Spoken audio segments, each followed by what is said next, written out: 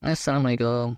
Beberapa kali ada yang nanyain ya, gimana sih Om caranya supaya kita ini awet sehat dan jarang ke rumah sakit, jarang ke dokter?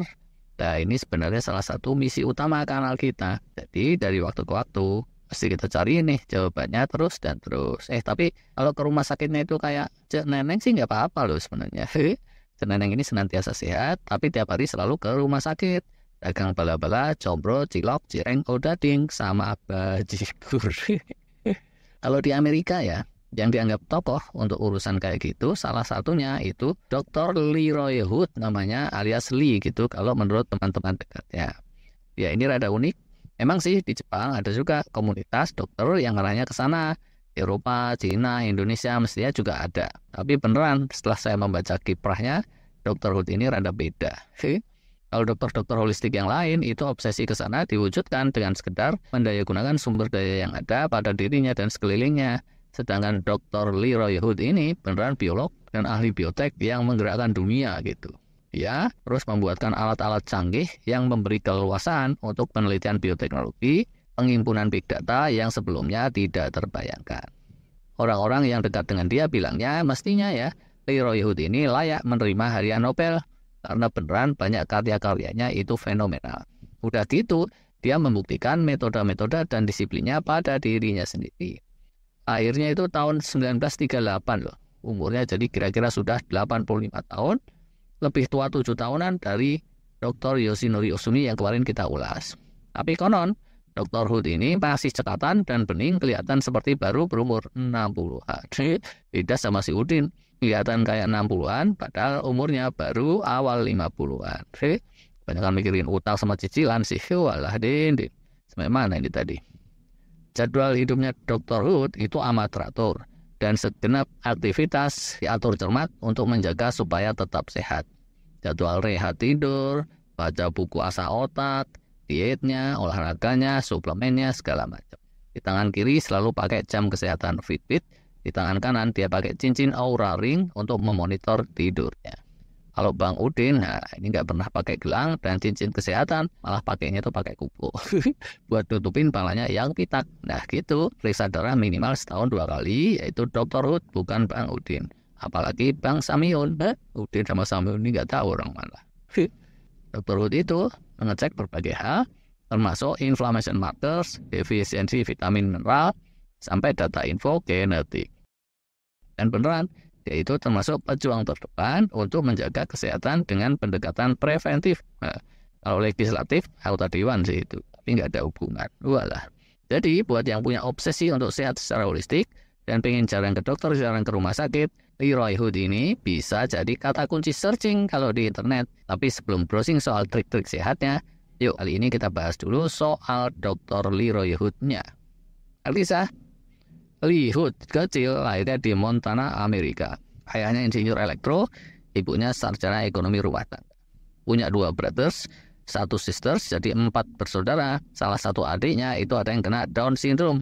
Dan saat masih kanak-kanak, dia itu terheran-heran ya. Apa kok para dokter dan para ahli nggak beneran paham penyebab Down syndrome itu apa? Nah kalau kayak gitu gimana pengobatin? Nah dari situlah antara lain jiwa biolognya terus muncul. Kayak gitu, salah satu kakeknya itu mengelola ranch yang sering dijadikan kamp untuk tempat penelitian biologi.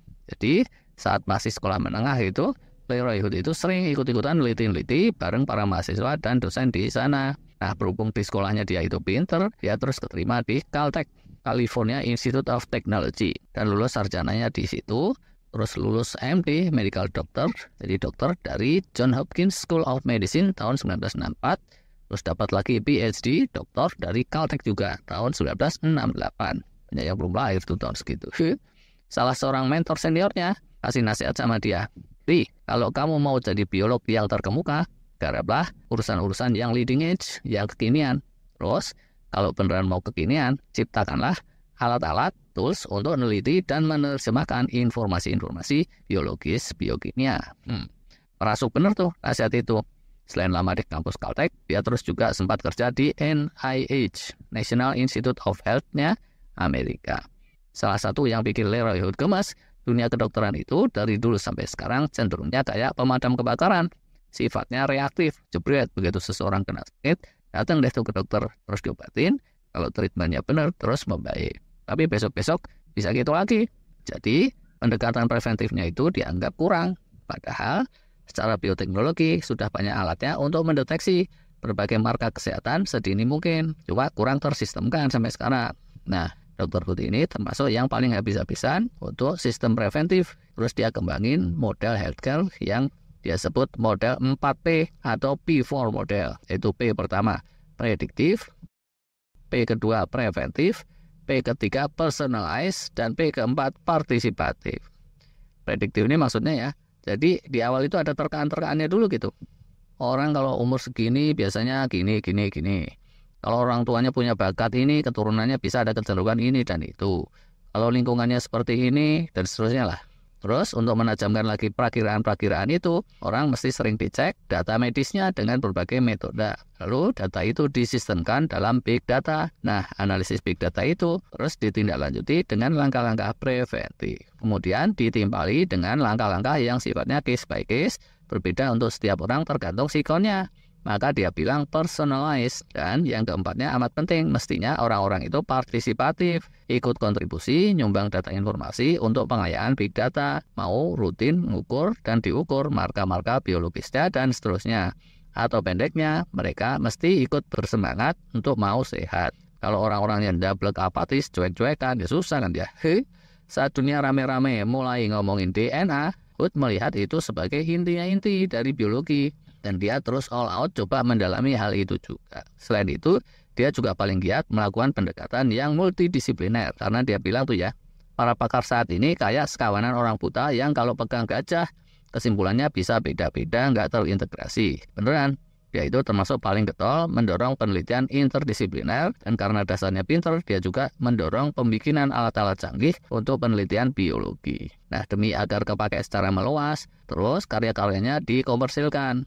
Tapi hal ini dikritik oleh presidennya Caltech. Dibilang kalau fokusnya terus monetisasi kayak gitu, itu mengkhianati semangat akademis yang murni. Nah, gregetan Dr. Hood terus nyebrang ke University of Washington. Terus di sana bikin prodi biologi multidisiplin.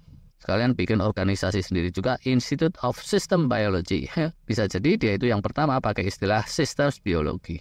Obsesinya, dia ingin agar model pengelolaan kesehatan 4P tadi jadi lebih matang dan kepake. Sempat ya, yaitu meneliti sekitaran 5.000 pasien gitu beberapa tahun, ngecekin mulai dari gaya hidupnya, gut microbiome-nya, periksa-periksa darahnya, sampai ngumpulin info genetiknya segala. Terus masing-masingnya dapat advis kesehatan sesuai sikon. Kebanyakan ada sih yang makin sehat hanya dengan mengubah atau memodifikasi gaya hidupnya dikit-dikit. Tapi ada juga yang lebih sehat dibantu dengan suplemen. Ada juga yang lebih drastis, dikira kena artritis gitu, tapi setelah big datanya dianalisis, disimpulkan ada kelainan genetik dalam produksi zat besi dalam darah. Solusinya terus tiap bulan darahnya itu ditransfusikan, dikeluarkan bertahap sampai level zat besinya stabil selesai. Ada lagi yang kortisolnya kok tinggi terus nih secara aneh, tapi dia nggak ngerasain ada gejala apapun kecuali sering iritasi pencernaan ringan. Setelah dicelek dengan jelimet, ternyata ketemu tuh ada bakal tumor di kolonnya, usus besar. Karena masih awal-awal, langsung aja tumor itu dibuang dan sehat lagi. Padahal ya kita tahu kanker kolon itu begitu udah menjadi-jadi, amat mematikan dan sulit disembuhkan. Dan seterusnya lah ya. Salah satunya lagi yang dikenal dunia, tahun 90-an akhir tuh ya, dulu ada kolaborasi sedunia Human Genome Project, yaitu suatu usaha antar pusat-pusat penelitian dunia untuk memetakan setuntasnya peta genetik manusia. Tahu nggak? Walaupun di Human Genome Project itu nggak ada disebut-sebut nama Dr. Leroy Hood, tapi alat-alat yang dipakai oleh mereka untuk genome sequencing dan seterusnya, yang bikin itu ya Leroy Hood. Bukan satu biji tuh alat rancangan dan bikinan dia, tapi bermacam-macam. Dan andai tanpa alat-alat itu, bisa-bisa pemetaan informasi genetik manusia itu butuh 100 tahun lebih apa ya gitu. Walau alam. Dr. Hood ini jadinya salah satu pembuka jalan untuk revolusi biotek.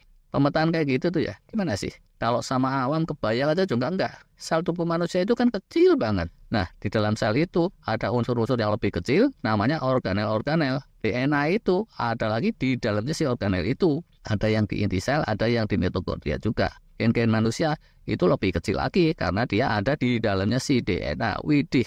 Dan dengan alat pun, kalau canggihnya nanggung, itu nggak akan bisa cepat selesai. Kalau untuk pemetaan, karena jumlah gen manusia itu puluhan ribu. Jangankan yang sekecil itu ya, yang gede aja, pemetaan coupling tanah bangunan satu kota, itu susah kok. Bahkan satu kelurahan aja juga nggak mudah. Kaplingnya kayak apa? Terus tiap kapling itu nomor akte tanahnya berapa? Mana yang belum terpetakan, coba aja ditanyain kepada Pak Lurah se-Indonesia. Padahal ya, kapling tanah itu amat kasat mata kan ya. Kebayang kalau yang mesti dipetakan gen-gennya manusia yang super kecilnya pangkat 5 tadi itu. Nah, sementara kita bayangin aja susah, Dr. Hood ini berhasil bikin alat-alatnya yang memungkinkan pemetaan gen-gen manusia dilakukan dengan amat akurat dan cepat. Luar biasa kan ya? Itu sharingnya kali ini. Lah, kalau pengelolaan kesehatan model 4P-nya Dr. Hood sudah merata-rata, insya Allah orang-orang bisa lebih jarang ke dokter, jarang ke rumah sakit, kecuali kalau kayak neneng tadi. Nggak apa-apa sih kalau itu. Ya tiap hari ke rumah sakit, bukan karena lekrek, tapi dagang bala-bala, combro, cilok, cireng, odading, sama bajigur. Terima kasih.